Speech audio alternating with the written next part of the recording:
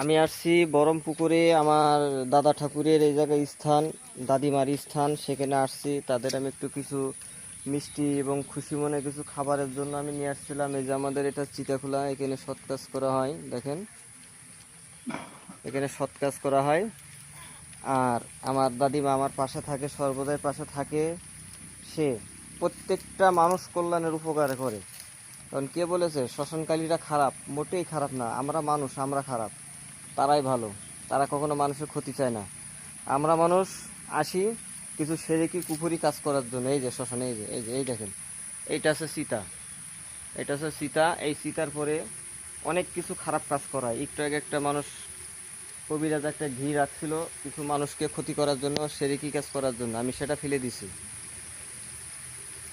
দেখেন, এটা আমাদের যশোর জেলার বরমপুকুর বলা হয়, অনেক শক্তিশালী এইটা। এখানে অনেক অনেক মানুষ আসে অনেক কিছু করার জন্য, সফল হয় ইনশাল্লাহ। আর আমার গুরুজি আছে, ওই যে ঘরের মধ্যে বসে রয়েছে আমার গুরুজি।